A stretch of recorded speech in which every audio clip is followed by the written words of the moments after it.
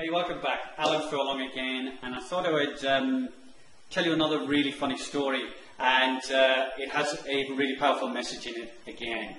Okay, this is something that you need to handle when you're online, and particularly with any of your marketing. So I heard this story a long time ago when I was about 18 or 19 years old, and I lived in the northeast of England back then, not in Australia, where I live now, next to the beach. So this is a really funny story.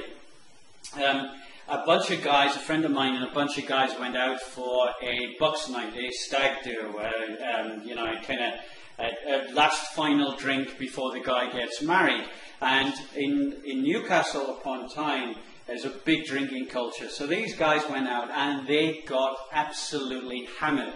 But the groom, they absolutely nailed it. And so by the end of the evening, at about 2 in the morning, they had him in a nightclub, and even though he was unconscious, sort of, they were still gently pouring whiskey down his neck, to the point that he eventually passed out cold.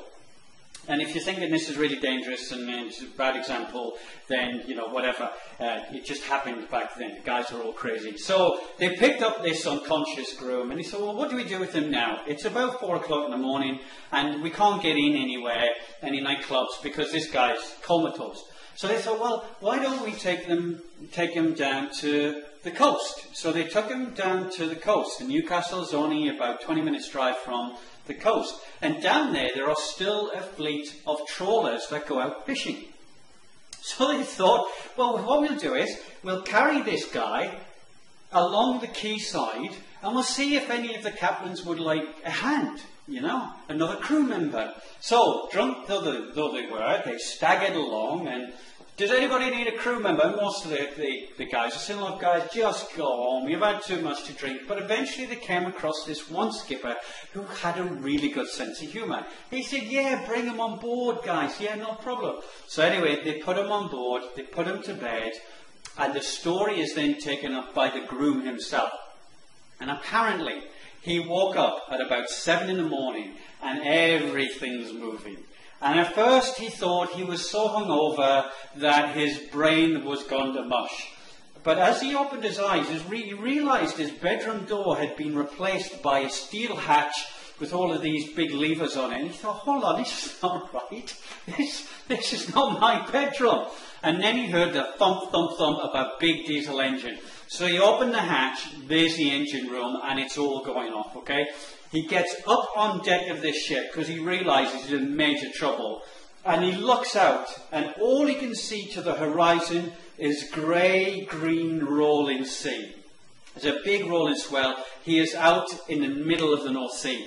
And he screams like a 3-year-old girl. And all these guys who are putting the nets out are literally crying, laughing, because he's still in his suit and his nice shoes, and he's bobbing around on this trawler. So the skipper comes out, and he shouts down at this guy, and he said, what's your problem?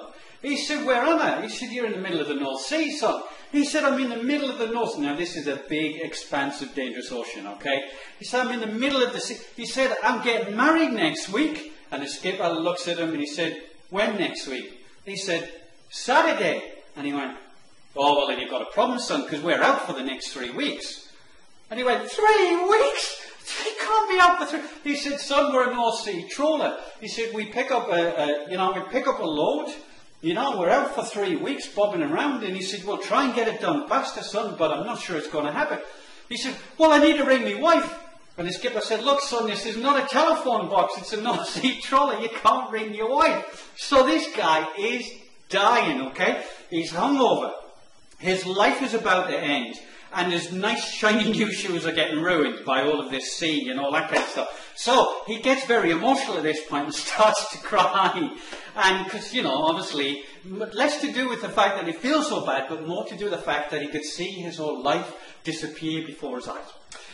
That day, they take him downstairs and they have him working, peeling potatoes and getting lunches ready and stuff like that. Now, you can imagine, this ship is going backwards and forwards and back. And he's down there peeling potatoes and whatever, and green and throwing up every 2 minutes. His wife-to-be is going to leave him. The world's going to end.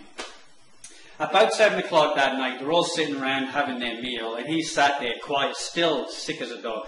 still sort of upset, going, I can't believe this is happening. My wife's good. And eventually the skipper just looks at him, and he looks him straight in the eye, and he said, son, we're only joking. We're going back in the morning.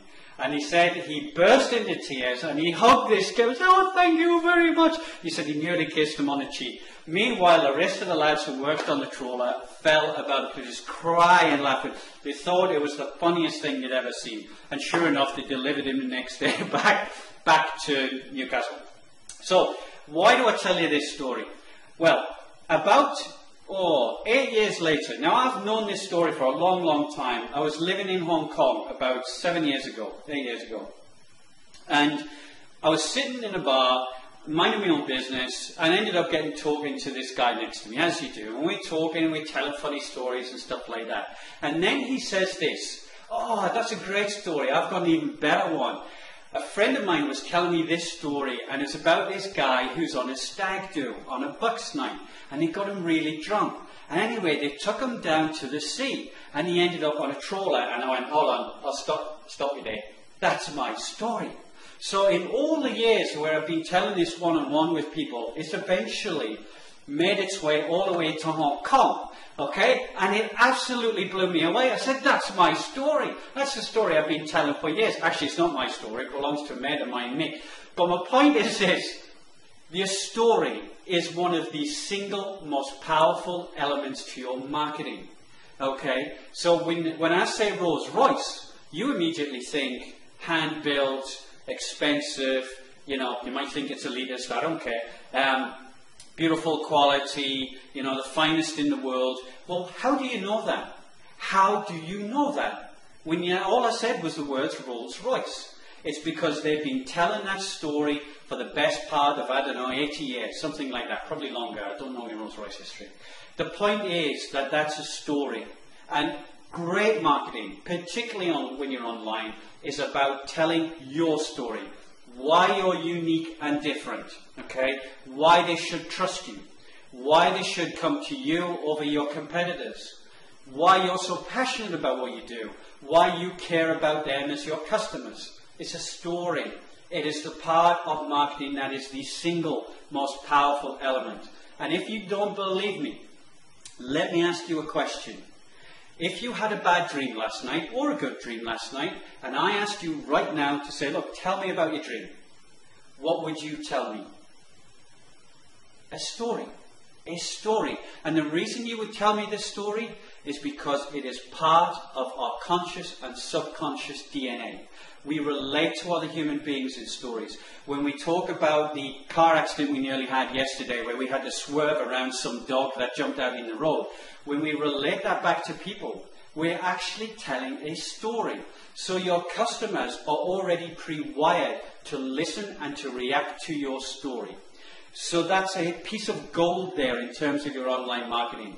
If you presented yourself as some kind of boring, corporate, bland, beige website with, we are the best pump manufacturer in the world and all that kind of stuff, it's boring. People don't react to it. But if you tell them a story about why you're unique and different and all of the other things I mentioned earlier, then your marketing is going to be much more powerful.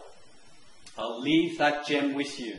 Go back and look at your website now and ask yourself, am I really telling a compelling story? And if the answer is no, then you've got some work to do. All right, I'll leave you with that, and I'll speak to you soon. God bless.